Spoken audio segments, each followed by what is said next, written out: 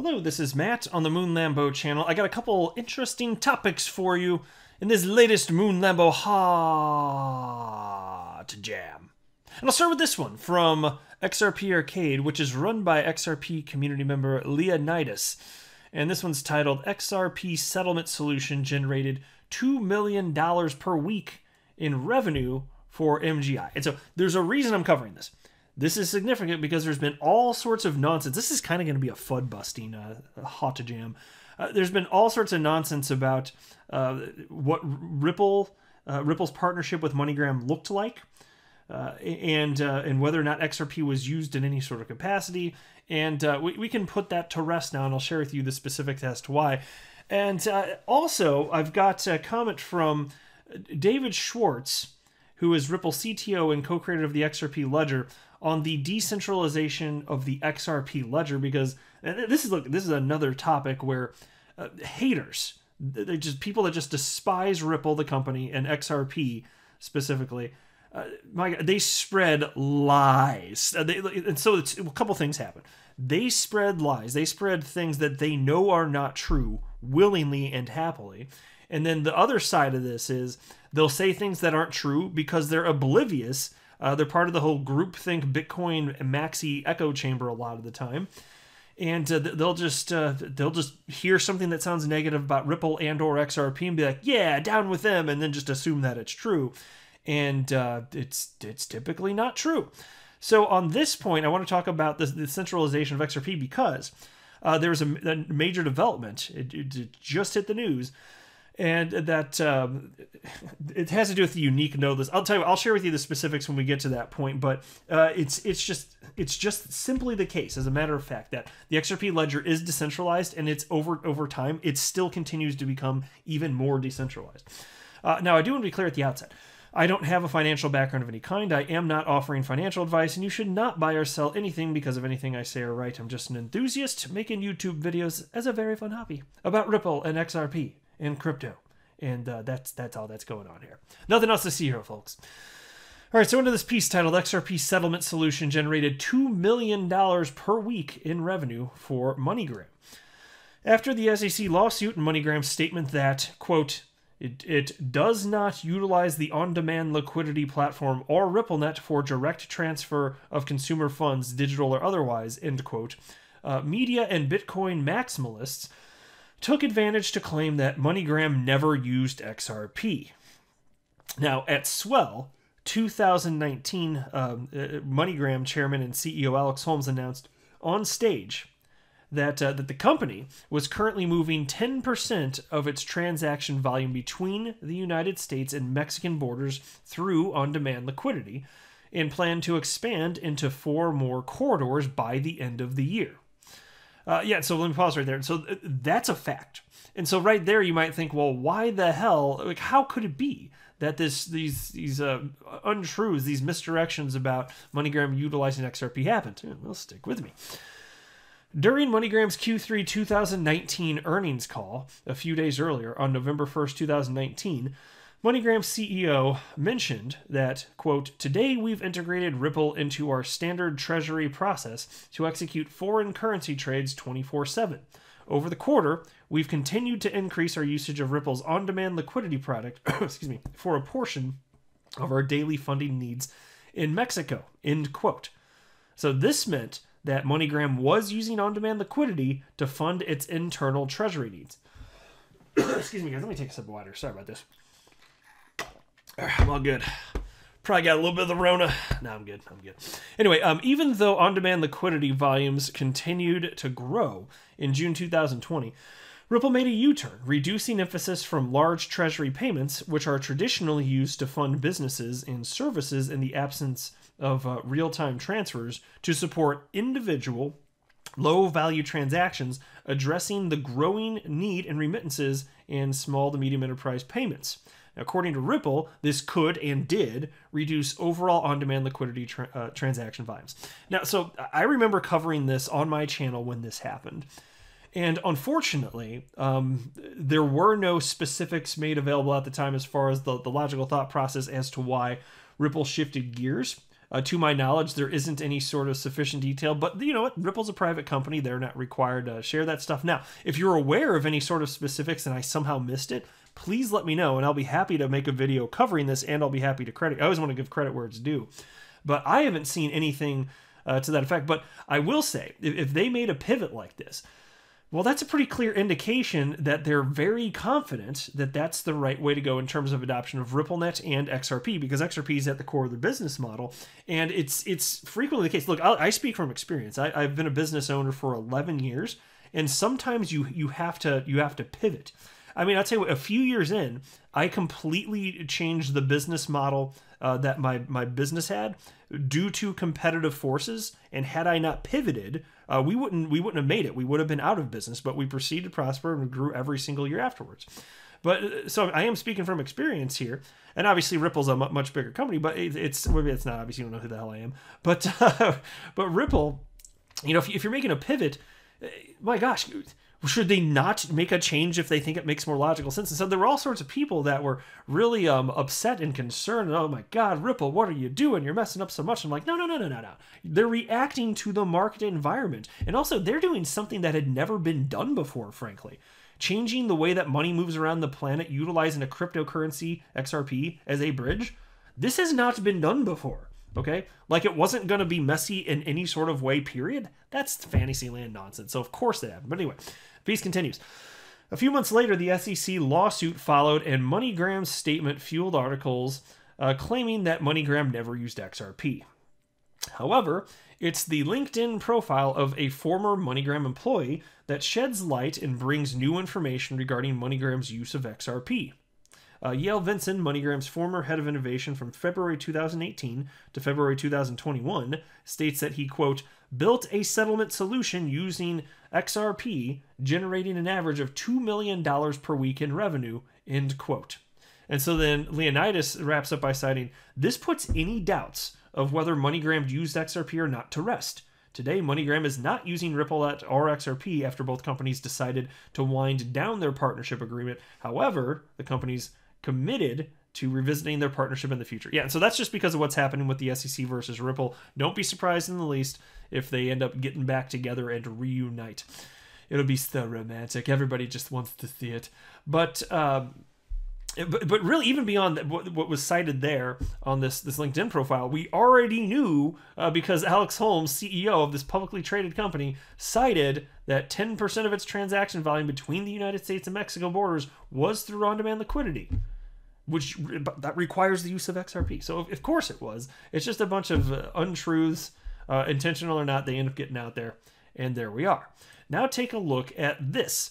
This is an argument that I just came across. I was looking for one, and my gosh, they're not in short supply. So I chose this one for this video. This is somebody on Reddit writing up, and look, I'm telling you, there are endless numbers of these examples. This is one person on Reddit that hates Ripple and hates XRP and is spreading nonsense that isn't true. And then I'm going to share with you the latest development, because it's on this topic about what's happening with the decentralization of the XRP ledger, the unique node list, the UNL, and what David Schwartz, who is one of the creators of the XRP ledger, had to say about this. But first, here is the Bitcoin maxi troll. It said the following. XRP uses its own RPCA, which is Ripple Protocol Consensus Algorithm. It has roughly 1,000 nodes. 33 nodes must finalize the transactions. The code refers to it as UNL, which is the unique node list. Ripple, the company, hand selects the unique node list. Surprise, surprise. They pick and choose who can oversee transactions. It is therefore centralized. No, that is absolutely not true. So this goes back to, like, you need to conceptually understand, like, what it means for something to be decentralized. Because, like, any blockchain, any cryptocurrency, it's only going to be decentralized insofar as whatever the majority wants is what is ultimately going to happen. Should it be the case that the minority, if they want something different, should it be the case that they have some sort of power over the majority? Because what you're talking about there would be an anarchy blockchain, where everybody rules equally over everything, and then it's constantly in a state of flux and is useless and doesn't do anything. So no, that doesn't make any sense, because you have to understand there are willing participants within this ecosystem. None of them are forced on the XRP ledger. And if they agree to use the same UNL, that doesn't mean that it's not decentralized. And you can run your own UNL, and it doesn't, maybe it'll have some overlap, and because you decide who you want to trust, right?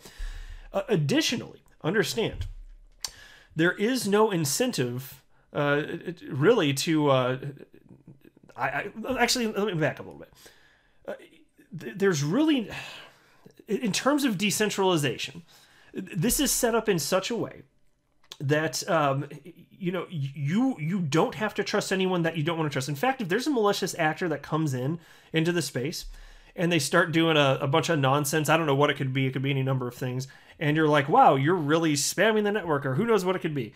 All you have to do is stop listening to them. It's that easy.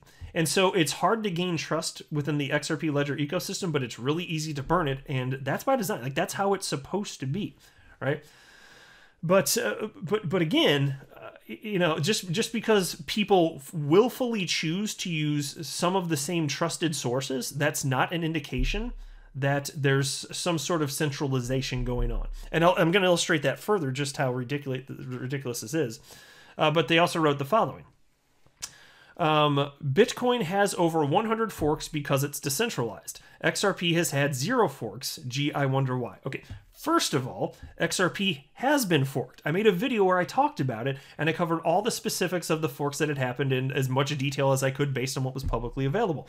The XRP Ledger has been forked 3 times. 3 times. Actual forks. I think most people don't realize that, including this Bitcoin maxi out here. And so they cite here that, touting that Bitcoin is super decentralized and it's been forked over 100 times. You know why? You know what? Maybe it would be forked less. And do you want to know why XRP Ledger, why it's been forked less? It's because there's an amendment process. And so what you can do is you can propose amendments, and then validators get to vote on that. And if 80% approve for a sustained period of 2 weeks, then the amendment passes. And so as a result of that, there's not as much of a need, since you can change the XRP Ledger via the amendment process. There's going to be less of a need to fork. Now, still, you're going to find some of the minority that doesn't like what's happening. And since it's decentralized, yes, XRP Ledger can fork too. You're just not going to see it as much. But here's a person that just frankly doesn't know what the hell they're talking about, and thinks the fact that there's not anarchy going on, that somehow is an indication that XRP is centralized. No, again, any decentralized cryptocurrency, blockchain, it's only decentralized insofar as it does what the majority wants it to do. That's what's happening here. Audible sigh. So here you have this from the XRP Ledger Foundation Twitter account. This is important. Check this out. And this is what David Schwartz ultimately commented on. The XRP Ledger Foundation is happy to announce that we have published a unique node list for the XRP Ledger. There are some differences between our unique node list and other widely used unique node lists. We have added 2 long-standing members of the ecosystem to UNL. So let me pause right there. Wait a minute. I thought that what the Bitcoin maxi troll out there just told me, that Ripple decided everything and therefore it's centralized. Huh. It turns out that that's not in line with reality. Go figure. XRP Ledger Foundation continues. These are GateHub and Towo Labs. We have also removed 1 validator as per the public announcement they made about not running a validator with effect from May 24th, 2021. So with these modifications, we have a total of 39 validators in our unique node list, and we'll continue to expand the list to include more validators. Going forward, we hope that the ecosystem uses our unique node list alongside other providers. And so let me say something else here too. The order in which transactions go through does not matter. There are no miners here to game the system, because make no mistake, within the Bitcoin ecosystem, Bitcoin miners are stakeholders. They are effectively, absolutely stakeholders within the system. They have an incentive for high fees. You don't have that, as there's no mining within the XRP Ledger. There's no mining, period. And so the order of transactions doesn't matter. Think about this. If you put a transaction through and, and most validators, let's say, 80% plus, do see that they all agree that an order came through in a particular, orders came through in a particular order, our transactions came through in a particular order, and then you have like a couple validators here and there that say, oh, I didn't see it come through in that order. Well, it doesn't matter. And by the way, the reason that would happen, the reason you'd see them coming in at different orders is simply because of lag time. You've got, in a decentralized system that takes place over the entire globe, there's going to be a lag effect. And so think about how long it would take to hear somebody's voice if you're on the phone with them, like on the other side of the planet. So there is a lag effect. And so given that that's the case, you're going to have some disagreements in terms of the order in which transactions come through. And so, but the order doesn't matter. So all that matters in order, and this is the reason the XRP ledger is so fast, all that you have to agree is that most, in this case 80% of the validators saw the order came through in a particular, or the transaction come through in a particular order, and then you just say we all agree, and it's set in stone, and it's immutable. You can't change it, because the order doesn't matter. Think about it. Why doesn't the order matter? Well, let's say a transaction goes through, but you're like, well, that's not fair. Mine was ahead of it, but mine went after. Well, what did you lose? 3 seconds? Does it matter? And was there a monetary gain? No, there was no monetary gain, and you lost 3 seconds. It doesn't matter. You just need the majority, 80%, to agree on the order of the transactions so that you can have a system that moves as quickly. That's it. That's all that's going on here. And so it really functionally, as long as there's not somebody trying to sabotage the system, it doesn't matter who's on the unique node list that you follow. And if you want to have different entities on your unique node list, go right on ahead. And if you're too far outside of what the group wants, because this is a decentralized system that gets to vote, if you're too far outside of it, then go and fork. That's the nature of a decentralized system, but some people simply don't get that. Ridiculous. And so Weeksy Wind, who is he's the founder of XRPL Labs, which is founded through Ripple X. That's the development arm of Ripple. He retweeted that thread I just shared and wrote the following. This is really significant. A validator, unique node list, published by the XRP Ledger Foundation, with overlap but not equal to the unique node list published by Ripple and Coil. So there you go. Some overlap, but not entirely. And it's fine. It doesn't matter. It's decentralized. And then you have David Schwartz, who retweeted Weeksy Wind's tweet and wrote, further proof that anyone, not just Ripple, can choose and publish a unique node list for the XRP ledger.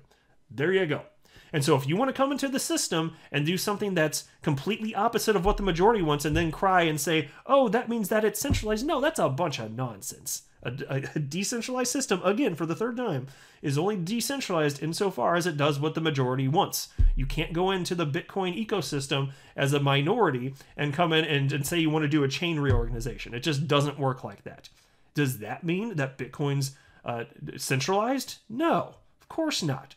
So why are you going to say the same crap about XRP? It's because you want it to be true, because you're a disingenuous Bitcoin maxi troll. That's it. Bitcoin maxi trolls are a bunch of unsophisticated, knuckle-dragging, mouth-breathing troglodytes that, frankly, have cashew-sized brains, can't get their shirts on in the morning and wear without help, and they wear Velcro shoes. And that's it. And then they run around squawking, Bitcoin, Ripple scam, Ripple XRP 0, Bitcoin cottage cheese. And then they just waddle around, and then they run off to the dumpster fire that they stay warm to underneath their bridge. And then they charge people to cross their bridge because they're trolls. They charge people in Bitcoin. And sometimes in times of high congestion, it can take days for transactions on the Bitcoin blockchain to transfer. So if you're one of those people crossing that troll's bridge, you're just going to have to wait a few days. And that's just how it goes down. That's how the Bitcoin maxi trolls roll.